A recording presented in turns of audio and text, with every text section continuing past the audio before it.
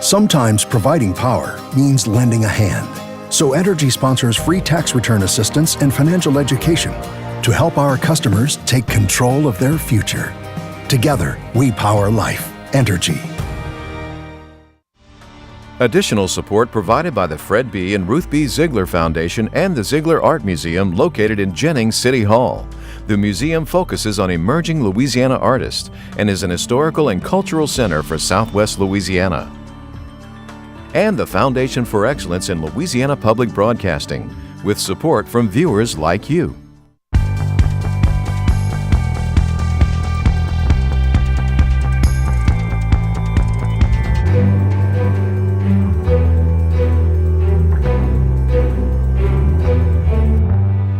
We do have a significant seep leak right off the coast of Louisiana. A plan to repair a 15-year-old leak in the Gulf of Mexico is underway. We have to make sure that we're doing everything we can to support the safety of our students. The crackdown on alleged hazing continues at LSU. What happens when you put on a mask, you become a different person. People don't know who you are. A Louisiana man who's made over 1,000 that are all one of a kind. Hi everyone, I'm Natasha Williams. And I'm Andre Moreau. It's great to be with you. Much more on those stories in a moment on this week's edition of SWI. But we begin with a budget announcement from Governor John Bel Edwards. Today, the governor unveiling a $30 billion budget proposal for the next fiscal year. It would boost education and health care and spending and give public school teachers pay raises. It does rely on uncertain financing, though, to make the numbers balance. Yeah, you know, some of the listed items have been on the governor's wish list for a while. They are also ones that have been blocked 4 times since December by the Revenue Estimating Conference. So we expect to hear much more on how the numbers shake out in the coming weeks. Right now, though, a look at the other top headlines making news across Louisiana. Governor John Bel Edwards is defending his changes to the state's major industrial tax break program, telling hundreds of business leaders that the state remains generous and competitive to industry. The governor spoke at an all-day business summit in Baton Rouge, telling business leaders to stay engaged. Engaged is not the word state Republicans are using for the gathering. They're calling it nothing more than a taxpayer-financed campaign event to bolster Edwards' bid for a second term in office. The first of Sasol's 7 chemical plants is now up and running in the southwest part of the state. The Lake Charles American Press newspaper reports a second plant is set to start up later this year at the company's Westlake site. State officials have nailed down the voting registration method they'll use for thousands of convicted felons whose rights will be restored. The new law takes effect March 1st. Some lawmakers aren't thrilled with the plan, though. They say its multiple-step process is too complicated, and they want more outreach to announce the voting rights restoration for about 36,000 felons. DeSoto Parish, through its lawyers, has filed a class action lawsuit against America's pharmaceutical industry. The suit says the companies knowingly mislabeled and misrepresented opiate-based drugs, creating a spiraling addiction crisis across the nation. The suit seeks a long-term solution to help cities and towns deal with medical, social, and legal issues related to the epidemic. A New Orleans businessman and one-time college dropout has made lavish Nottoway Plantation the 17th hotel he owns. The 53,000-square-foot showplace in White Castle sits on 31 acres and has 40 rooms. Built in 1859 by a sugar baron, it is the largest existing antebellum mansion in the South. The New Orleans Advocate newspaper reports that Joseph Yeager Jr. bought the plantation and resort for more than $3 million. Sugarcane is back on the rise in the state with a good crop and decent prices, encouraging more farmers to plant. Despite a soggy harvest, the 2018 crop set records for tons of cane sent to mills and tons of sugar produced. Ag economists also say sugarcane will earn farmers more money than growing rice and crawfish. There's more proof the movie business is coming back strong in Hollywood South, and film industry insiders have a suggestion for state lawmakers. Don't mess with a newly adjusted program they say creates healthy productions and high-paying jobs, especially in Metro New Orleans. The Big Easy is also in line for a fifth major production studio after seeing the shutdown of some before the state reworked its film tax credit exemption.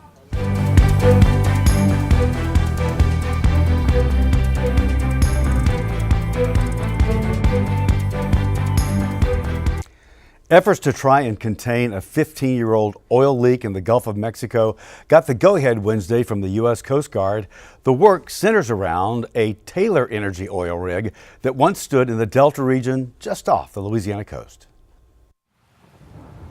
September 2004, dangerous Hurricane Ivan. Louisiana is spared a direct hit from this Cat 3 menace, but not the Emerald Coast of Alabama and Florida. Making landfall near Gulf shores, Ivan's damage is extensive. It still ranks as the 10th costliest storm on record in the Atlantic Basin. But when massive Hurricane Katrina annihilates the Central Gulf a year later, memories of Ivan fade, or so many thought. The sheen of oil you see covering miles of the Gulf is the result of an oil rig destroyed during Ivan that produced a slow leaking spill. A seep so slow it went undetected for years. The event has burdened Will Piku for 15 years. He's CEO of Taylor Energy, the company owning the rig that went down. There's 9 total colored wires. Those represent the 9 intervention wells that we perform.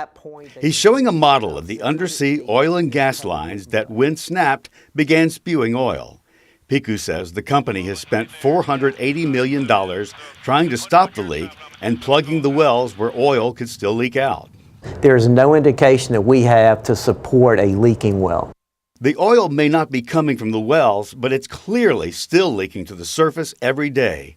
Scientists believe it's oozing from under a mudslide that was part of the chain reaction calamity. In recent months, headlines have speculated how big a disaster this could really be, and if the company is hiding the truth about it. The media says this was hidden. That was a false statement. It has been out there, and we've been reporting the sheen sightings from our overflights going back to 2008. Where does the truth lie? Well, that's a good question. And is it fuzzy? Ed Overton is an environmental chemist at LSU and world-renowned specialist in oil crisis management. Full disclosure, Taylor Energy has contacted you to use your expertise and try to help them solve and understand some of what to do with this? That's right. I got involved as part of this MC20 Block 20 when I was working through LSU with the NOAA Emergency Response Division up through about 2017. After that, Taylor came and said, would you continue working with us as a paid consultant? And I have agreed to do that. Overton was there at the Exxon Valdez disaster, during the BP debacle, and many others. Those of us that have worked around spills before think that the size of the sheen is the thickness of the sheen is very thin, and but you can go out there and the other side is arguing that it's thicker than that. But that's a big key, it sounds like. It is a big key, because if it was thicker, with the volume of oil that they are expecting, we would see that we would find some of that oil on the Louisiana coastline. Nobody has ever found one tar ball that could be fingerprinted back to the Taylor site. And if you were to compare this spill with the BP oil spill? Insignificant compared to the BP oil spill. And a different type of spill? Is that what you're saying? It was a different type, but still it's oil coming to the surface. Of course, in the BP spill, there was oil in the deep water as well as on the surface. So again, very significant. But an oil spill causes damage when there's so much oil that Mother Nature can't degrade it, the natural bacteria in there. So in this spill, the rate of production of the oil to the surface, it comes up, it spreads out into sunlight, and the bacteria result in that getting degraded. And so it's not building up, and it's not impacting the shoreline or our valuable coastal marshes, right? The BP spill was completely opposite. And yet, experts are giving a range of opinions about what's really happening, and the ranks siding with Taylor Energy are thinning. The U.S. Coast Guard, the latest defection. Congressman Garrett Graves at one time managed the state Coastal Protection and Restoration Authority and told us political leaders are closely watching this unfold. I would never, ever encourage or support the release of oil into the Gulf of Mexico, but this one is very different than what we saw back in 2010 during the BP oil spill. It has been a slow release of oil, not this acute, huge volume release like we saw over about 90 days in the BP spill. Could a fix be coming, such as attempting to cap the well? There does not appear to be consensus on that idea, and there are some that today still believe that attempting to intervene, attempting to plug that well, could actually threaten greater release of oil and would be a more dangerous or risky proposition than just leaving things as they are. Environmental watchdog group Sky Truth is also watching the disaster play out. Their president, John Amos, told me the spill has exposed his belief that there is no trustworthy source of information for the public to have an understanding of the amounts and sources of oil pollutions entering America's waters. And now more about that Coast Guard plan. The idea is to put a containment device near the seafloor by the well. Some say that could disturb the sediment that traps the oil. At Overton worries it will do more harm than good, stir up the oil and release the extra oil into the Gulf. We will follow this and bring it to you as it develops.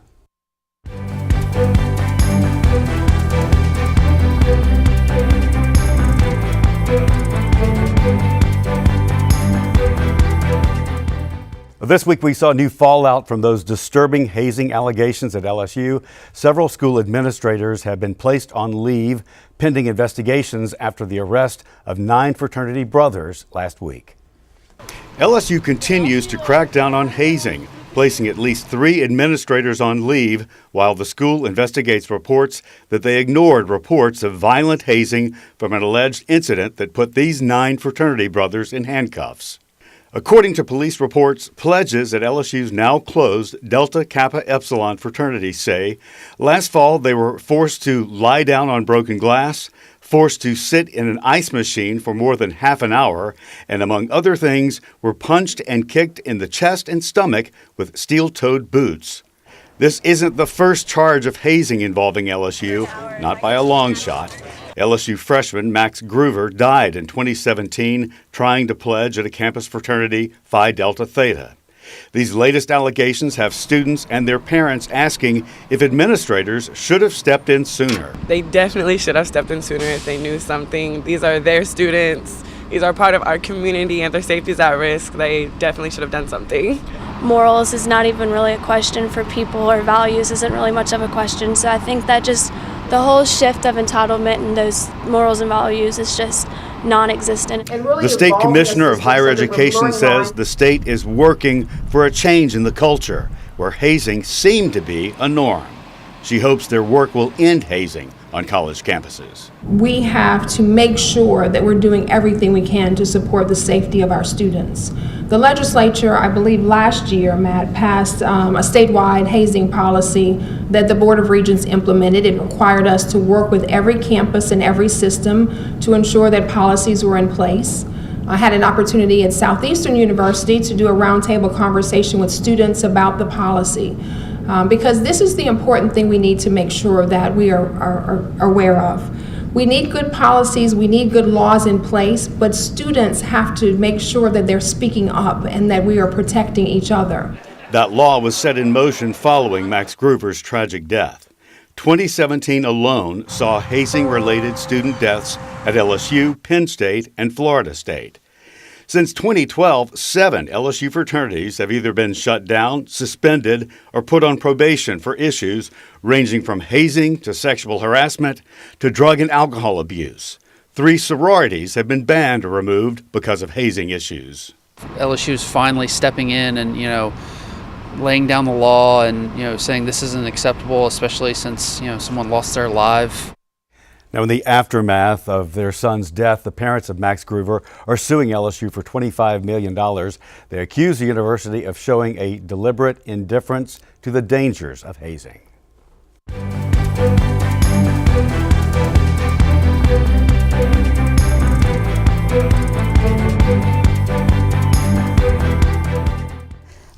Carnival season in high gear, it's hard to mention the parades and the beads without talking about the mask.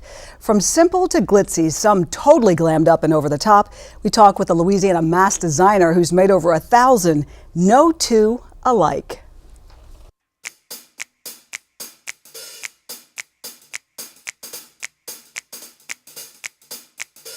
Dennis Beckman has been making masks for nearly 40 years. I had found some amazing silk flowers, antique silk flowers in Paris, and I brought them and used them to display in the shop.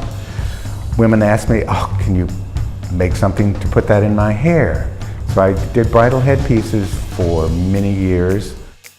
But it was a request of a celebrity bride at a store he once owned in San Francisco 4 decades ago that started the 76-year-old Shreveport native's love affair with the cloak of facial fantasy. Can you make me a mask to go with my headpiece and gown? Because I want to come down the aisle like that. Beckman says his artistic imagination is fostered by a lifelong love of fantasy. The LSU grad and landscape architect by trade says many of his greatest periods of creative awakening have come on his many trips abroad. I've been collecting materials everywhere. I'd love to travel. I've traveled all over the world, everywhere from India to Bali to Europe, and wherever I go, I'm always on the lookout for unusual materials. He says he loves to watch the transformation from no mask to mystery. What happens when you put on a mask, you become a different person. People don't know who you are. Your fantasy can become reality. It totally changes who they are. They can become whatever they want to be. More than 60 of Beckman's masks are now on display at the Louisiana State Exhibit Museum in Shreveport. The reigning king of the crew of Highland says a moment of creativity can strike at any time. He has often seen a mask in his dreams and woke up to make it immediately. How long does it take to make a typical mask? If I were in a time frame, I would try to do it pretty fast, but a lot of times I'll start putting something together and it may take me a month to find all the materials that I want before I actually start putting it together. And yet other times I'll get an idea and I'll say, oh, I know I have all these materials, so I'll just start and do it within a day or two. Most people haven't seen masks like this. All of his masks have a flair of originality that he says can come from any experience. No two masks made by Dennis Beckman are alike. They're all one of a kind. He says in his 4 decades of making masks, he's made well over 1,000. People relate the Mardi Gras colors to Mardi Gras, and a lot of times they, when they go to balls and when they decorate their homes, they want to bring out the Mardi Gras colors. The detailing, it Yes. seems, just all types of materials. Like this one right here, these are actually earrings. You can keep them on the mask or you can wear the earrings. Lots of different materials, all different gems. I collect all types of jewelry. People love sparkle, they really do. So everything that glitters just really fascinates people. I tried on a mask. I feel totally different. Just putting on this mask makes me feel totally different. I wish we had a mirror so you could see, because once you put on people wouldn't even recognize you. From the extremely exotic to a touch of elegance to what a dashing diva might wear, several themes are used in the exhibit now on display. One group of masks deals with the seasons, bright colors for the fall, and those more muted as we head to winter. All the young boys like the dark forest the best, yes. Others glitter like gold, while some speak of darker events, and still others take on a floral homage. This mask takes you deep into the woods, resembling animals you might see there. Another is covered with bright, pretty butterflies. Above all else, Beckman wants his masks to bring joy and happiness in a time when it can be in short supply. Interestingly, I make a lot of masks with horns. I thought, okay, I'll make masks with horns for men. Well, it's the women who want the horns. I want people to enjoy fantasy. Everyday life can be kind of boring to a lot of people, and they get in a total rut. But I want them to go out and have an adventure, have some fantasy. Now, the exhibit will run through this Mardi Gras season, ending on March the 5th. And did that make you feel different, wearing that mask? It did. It was great. The masks are expensive, though. They could cost upwards of $150, $200. I would think they'd be more than that. Fantastic. Yeah, very nice, though. Very cool story. Well, the state of Arkansas has a poverty rate that is close to that of Louisiana. But since 2014, Arkansas voters have approved 2 raises to the minimum wage. It means that by 2021, the minimum wage there will be $11 an hour. This session, our governor will push to raise Louisiana's minimum wage rate from $7.25 to $8.50 an hour, a move that would be phased in over a 2-year period. This month, Louisiana Public Square explores that proposal and other ways to move the state's working poor beyond the minimum wage. The constant nagging in the back of your head of, will I be able to pay bills this month, puts you in a survival state in your mind. And when you live in that survival state in your mind, your prefrontal cortex isn't functioning at its full capacity. You're much more likely to turn to substance use. You're much more likely to have health issues. You're much more likely to have depression. The federal minimum wage has been stuck at $7.25 since 2009, and it has lost a lot of its purchasing power in those years.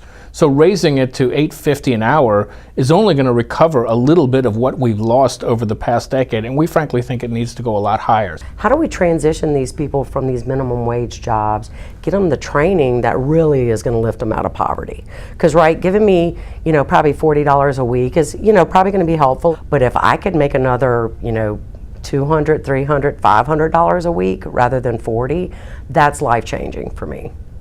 In Louisiana, by the year 2020, which is upon us, 53% of the jobs that are out there are going to need some kind of post-secondary degree, a credential, a regular college degree, or something like that. The problem we have in Louisiana is that only about 45% of our population have that degree or credential. Beyond the minimum wage, it airs on Louisiana Public Square next Wednesday at 7 o'clock at night. For more details, you can go to lpb.org/public square. Well, celebration of Black History Month, we take you to Donaldsonville for a story from our Louisiana Digital Media Archives. And to a church there in Donaldsonville, the St. Peter United Methodist Church. It was built in 1866 by the Freedmen's and Aid Society, for former slaves. We talked to a church member and researcher who recounts the history and the architecture of that historic church. St. Peter United Methodist Church, which was formerly known as St. Peter Methodist Episcopal Church, was built in 1866 by the Freedmen's Aid Society, which was a Methodist Episcopal society out of New York. It was during a reconstructive time, so basically that society came down with a mission to set up schools and churches for free Black people. The church was built in 1866, so now the church is 152 years old this year. When you pull up, you just see this magnificent historical structure. And the thing I love about St. Peter is when you walk in and you can tell how old it is. You can get a sense of how long we've been here and how stable we've been here. I'm very humbled to be a member of this church. You can notice our stained glass windows. They're very unique and old here. Also, you can see our paneling, which in the 1970s was updated, but actually behind this paneling, you see our original wall structure that we had here. And then go along with the Victorian style, you see all the intricate shapes and details cut throughout the woodworking here at the church. Here on our benches, you'll see we have shields carved on the side. Also, all of our furniture in here is wooden, which is cognizant to that time. Everything from our benches and our altar where we worship, and also our communion panels here, everything is wood. Everything. And old, but it's good wood. It's still holding up.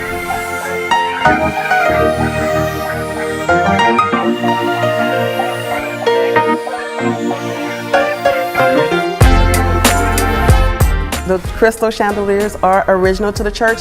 The architecture style here is Greek Revival or Victorian style, which was really popular in England in the early 1860s. Since John Wesley, who was from England, he migrated here in the early 1700s.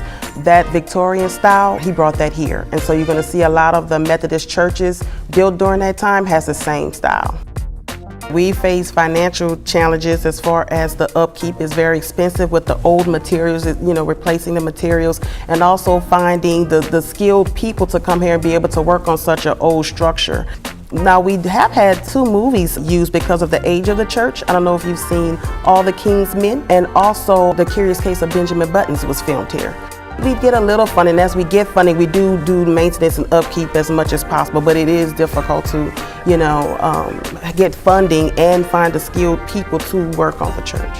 When I come here to St. Peter, it's like I feel the history of it because I know the membership that was here and the prominent members who attended the church. It also, to me, stands for prominence and permanence because this church has been here a very long time. We've had several prominent members attend St. Peter. One of our trustees here was Pierre Callis Landry. He was born at a plantation home not far from here, and he was the first African-American mayor here in the city of Donaldsonville in 1868, and it's said that he was the first African-American mayor in the United States. He was also an attorney. He also helped found Dillard University in New Orleans. He was also appointed Postmaster General here. He was elected to the U.S. House of Representatives and the Senate, so Pierre Landry is definitely one of our prominent members here. Pierre Landry was a pastor here as well. Another prominent member was J. Sidney Brazier, and he was our local pharmacist. Our lay leader, Brother Israel Williams, he went into our attic and we uncovered and unearthed all these ledgers, and we had a trustee committee who actually took minutes at all the trustee board meetings, and so one of the ledgers dates back to 1891. I like to say that they were actually educated on a plantation. Maybe the master didn't know we knew how to read and write, but we did. And so I think after slavery officially ended and they started to go into the schools and the churches, that they were able to bring that skill with them. The church served a dual purpose. We had a place of worship in the front, and then we also had in the annex a school called Hartselle Academy. Well, everybody, that's our show for this week. Great story there that we saw. Remember, you can watch LPB on demand on your phone or tablet with our LPB Anywhere app. The download is free on your app store. You can catch LPB news and public affairs shows as well as other Louisiana programs that you've come to enjoy over the years. And please follow us on Facebook, Twitter, and Instagram. For all of us at Louisiana Public Broadcasting, I'm Andre Moreau with Natasha Williams. Thanks for watching. Until next time, that's the state we're in.